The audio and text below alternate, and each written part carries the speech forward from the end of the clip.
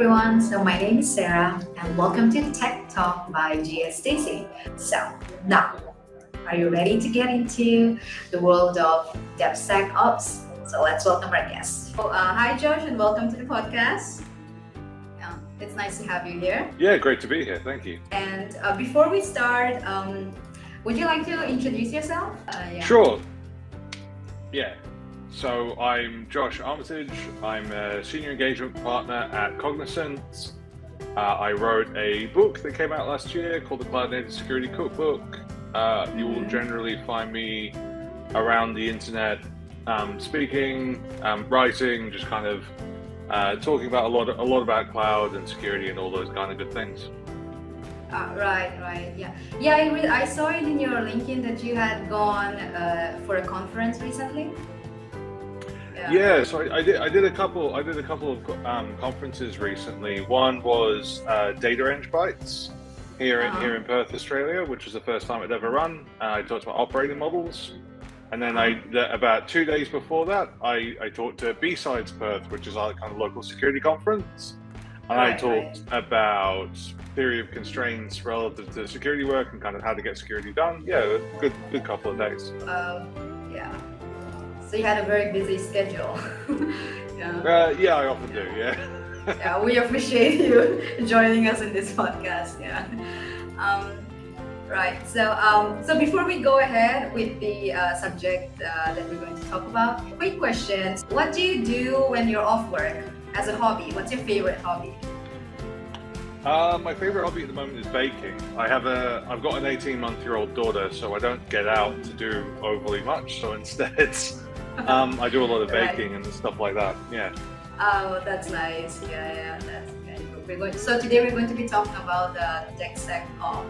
And so I would like to ask you, what exactly is DevSecOps? Sure. So DevSecOps is kind of the natural evolution of the DevOps movement that's been going for, I want to say, about 15 years now. But it's really bringing kind of security into the fold, looking at how we integrate security and how we deliver systems quickly and safely and all this kind of good things. It kind of has a lot. It's one of those terms that unfortunately has a bit of a different definition depending on who you talk to. But through how you bring security to the forefront, I always think of the way Amazon described it. They say security is job zero, and that's really what DevSecOps tries to do. How do you make security kind of the first thing you do before you do anything else? Right. So, so how does it differ from traditional software development and security practices? Yeah, often in the past, security was kind of a bolt-on or done later. One of the really common things was you'd build something, you'd release every 2 or 3 months, and you'd run like a penetration test or something else kind of late on, and then you'd go and retroactively fix things.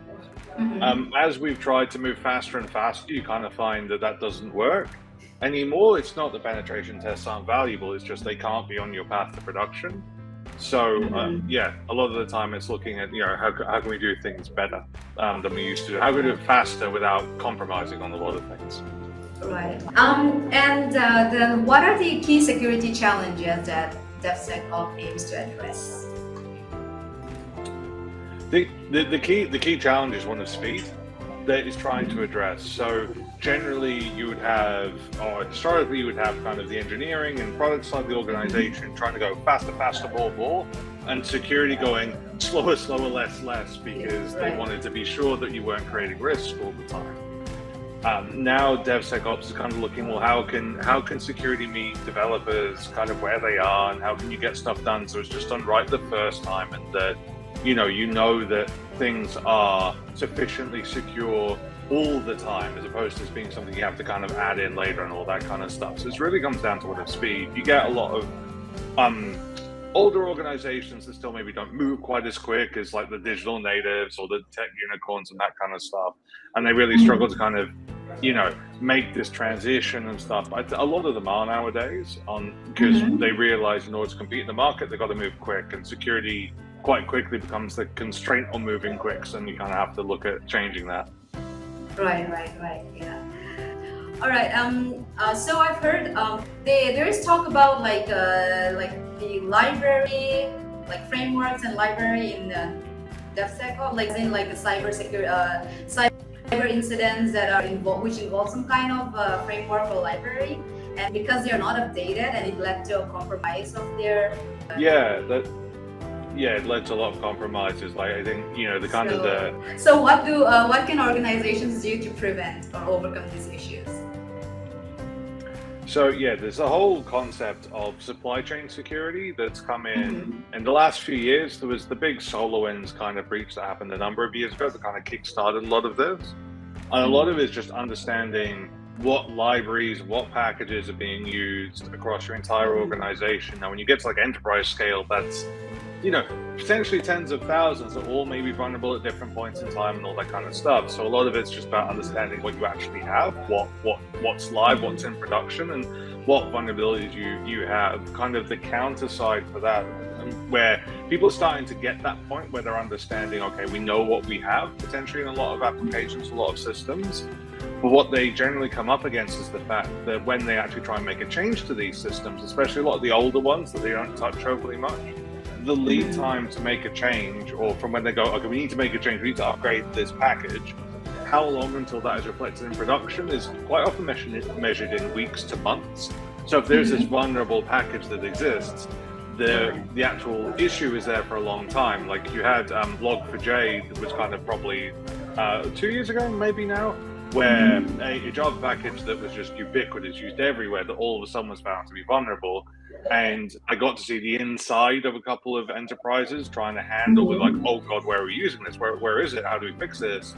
All kind of stuff. And it was like literally a multi-month effort for them to try and find where it was and then go and update the system and make sure that nothing had broken, all the kind of stuff. It just gets really, really difficult.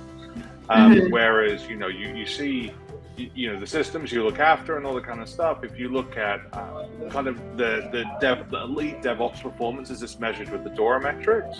The lead time for systems is under an hour. So they go, oh, the package is vulnerable, we'll make the update, and in production it's there within an hour that they've rolled out the new version, all that kind of stuff. So the vulnerability window is so much less. The problem is half knowing what you've got, and two is actually being in a position to do something about it when you know you've got a problem. And a lot of the time you can find tools that can help you with the first. The second one is cultural and lots of other things. It's a lot messier, so it's generally where places start to struggle a bit more. Right, yeah. Okay, moving on to the next one. So what are some of the common misconceptions and challenges that organizations may face when implementing DevSecOps, and how can they overcome that? I think one of the classic problems is they think it's a tool problem. They think they can go and buy another tool off the shelf and that will solve all their problems for them.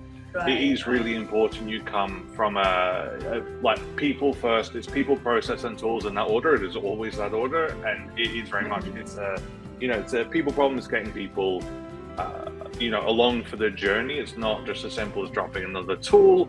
There's quite a lot of issues with resistance and that kind of stuff, because as you try and do DevSecOps and you're trying to put all these policies, code bits in, and you end up getting in the way of developers a lot of the time, who are just like, oh my God, all I want to do is get my change out, but it starts getting really hard for them to do it. So there's a bit of nuance and some change management needs to happen just to manage that friction that you're introducing, to make sure you don't overload all the developers and engineering productivity drops through the floor. Which can, depending on the psychological safety and just the culture of the organization, can vary from, well, it's always at least difficult, but it can go from difficult to near impossible depending on the culture and those kind of things as well. Right. Okay. And and how can smaller organizations or startup who have limited resources start incorporating DevSecOps principles into their developments? I think startups, when you've only got like a couple of teams or something, you can get away with a lot of things because everyone knows each other. So you can do things the right way. Implementing new tools is generally quite quick to do and that kind of stuff, as much as the people problem, but the people problem kind of goes away when there's not that many people. All that much is quite easy to influence people and have productive conversations and stuff. If you're only looking at 10, like I remember when I worked at a startup of like 10 or 15 people, quite easy to change direction or look at something new or, you know, kind of come out with that stuff. That was easy. And then I work with enterprises measured in tens of thousands, and it's trying to steer a battleship, right? I think for starters, just look at, you know, look at providers. Like a lot of the stuff, if you use the right tools, there's a lot of built-in stuff for free that you get along the way. Like if you look at like Google's Salsa framework, coming back to that supply chain stuff we talked about, Google have this Salsa framework that they use. If you use GitHub and GitHub Actions, you can automatically go to Salsa level 3 just by the fact you're using GitHub Actions. So you can kind of cut off pieces and kind of move ahead quite quickly, and you only have to change a couple of things to start doing the right thing. Whereas if you've got 10, 15, 50, 100 teams, it's a much more difficult bit. So I think startups, the really hard part they generally have is normally, especially if they're still on kind of runway state, where they're like, they have enough money to last the next 6 months, and then they're not kind of profit generating yet and that kind of stuff, that generally security is the last thing that gets done in a lot of ways. I've seen it a million times. It is problematic, but then again, it's a risk trade-off, right? If you don't have that many customers and everything else, you can take a lot of risk. It's just making sure that people don't go too far ahead, and then when you actually hit kind of profit and you have the option to actually invest back, you do go and invest back, and make sure that you don't have gaping security holes later as you expand out. It's a really tricky trade-off to do. As enterprises, you have enough money to do it kind of right the first time. Startups, you have to make different trade-offs. Yes, it's a bit risky, but yeah. Thank you for explaining that quite well. So the next one is, as technology evolves, so what are the emerging trends in DevSecOps which organizations and practitioners should be aware of in the coming years? Yeah, I mean, the classic thing of what's happening right now is generative AI and LLMs and all that kind of stuff. Right. Looking how do you actually secure those things? What data have they got access to? How do you enforce a lot of your security controls in a space that's generally much harder to work within than general kind of normal programming, especially because the whole idea of generative AI is emergent of itself. We don't know how to use it. We don't know what good practice looks like. People are still figuring it out. And, you see a lot of stuff where, it can be tricked or engineered to give up information, even though it's been told not to, because then you can ask it, like, tell me the thing you're not supposed to tell me. And then, you can see all those kind of things. And then there's also kind of, I think, where some of the challenges for people working in security and development is every tool under the sun is adding generative AI now, and in security sphere, finding where the value of that is, and that you're not, if you use it as like something to assist people who have the skills themselves, then that can be really powerful. But if generative AI is used with people who don't have the skills in and of itself, and they take what it says at face value, you can end up in really bad places. Or even worse, you let the generative AI make decisions independently, which you're starting to see crop up in some of the security tools around the place, and that just frightens me and a lot of other security people, because it can be wrong, and it is wrong, and it's very confident even though it's wrong when it is. So it becomes problematic. But augmenting security people with it, and then be able to use it to do things quicker and faster and better is easier. It'll be, when you see all the generative AI with code generation and that kind of stuff, that's interesting. Again, it potentially be poisons where it produces code that has known vulnerabilities in it and that kind of stuff. There's all these kind of things to manage. It's just, just that's kind of the emerging bit that I think we're going to have to really get on top of, and making sure that we're using it appropriately, and that other people using it, that you keep data secure and all those kind of things, that we really understand what we're trying to do. Maybe there's like a shim layer that has to go in between the prompt and the response, just to go, is there anything in here it shouldn't be saying, and just kind of cutting it off that way, and adding wrappers around it, kind of like a firewall over a normal application, right? So that's going to be an interesting space to look at. Okay, and following up with that, as you mentioned, if people who are not do not have that specific, they're not professional in those skills. So and if they, yeah, so those can cause a problem. So in that case, like for people interested or upskilling in this specific field, or individuals who do not have any background knowledge in this specific DevSecOps, for those, what would be your advice to them? I think there's a couple of ways. I'm a voracious reader myself. I read a lot, so that's generally if I'm interested in somewhere and I don't know something, I just go and find, okay, what's the best review book in the space? I'll go start there and figure it out from there. I think a lot of times, if you go and talk to kind of the security people at your organization, they'll be firstly surprised that you're coming to ask them because you want to know more, but two, it is something that they want everyone to know better. That's how security functions in modern organizations, is an enablement function. They're there to enable people to do things, but they're not there to gatekeep or control. They're there to enable. So I think a lot of the time, security, there's always this concept of like security champions in organizations and stuff like that, being people who fight the good fight for security even though they don't have security, but normally with that comes a lot of training and involvement and all that kind of stuff. I often think that there is, and I've talked about this at companies I've worked at and kind of worked towards this a lot of the time, that there's kind of a minimum level of security competence that every engineer should have. Otherwise, you can't trust them. It's kind of like you can't let anyone behind the wheel of a car without going through lessons and having the license and proving they're competent, right?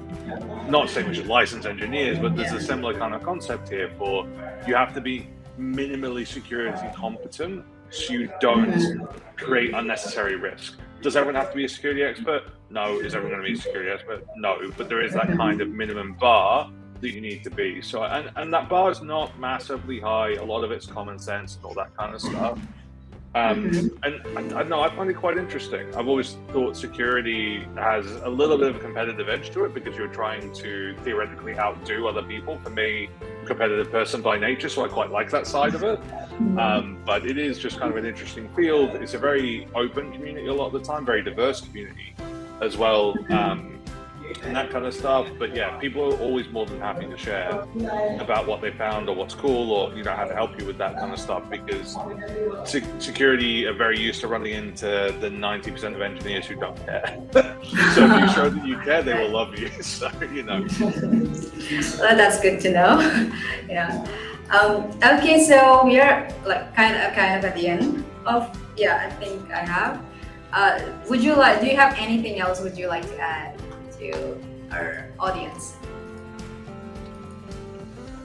I know I can go super in depth about something that I've been talking about a lot with clients recently. I think one of the hard things I see in security a lot of the time is, and this is partly through the nature of what I do as a job, but transitioning to the cloud and all that kind of stuff, which is kind of very relevant for a lot of organizations, kind of looking at cloud and stuff like that. One of the hard things is cloud security is made of the same things as on-premise security and kind of stuff you're used to, but they're kind of ordered differently. Whereas, and this is just generally struggling with security functions that in the on-premise world, a lot of stuff was done at the network level. It was kind of like, you log onto a VPN and all that kind of stuff. And that's generally how things are done, and you're secured through that way. I think, as the world goes more towards cloud and that cloud repatriation aside, a lot of the time it's actually identity is first. And I think there's a quote I think I read a few weeks ago that kind of stuck with me, that was, attackers don't break in, they log in. So that's always something to bear in mind, is generally it's not, people don't have to find the super vulnerable thing, because social engineering is generally easier 99% of the time. So, multi-factor authentication, like your basic security hygiene is not hard, it is not complex, it's barely even complicated, but it just covers off a whole suite of attacks first. And if you're there, you're already ahead of most places. And generally, the place that's going to get hit is there's definite luck involvement, but often it's something simple that happens. Even you look at a lot of the stuff that happened in Australia, a lot of the stuff was not massively engineered state threat actors. That kind of last year we had a lot of security issues in Australia. Weirdly, they kind of all happened at once, but a lot of it was just simple. It was just the simple things. It wasn't like some massively engineered attack of all these different things and that kind of stuff. Generally, it's the simple things that get you. So just be mindful that security doesn't have to be, parts of security are incredibly complicated, but the basics are really not. Mm-hmm. Right.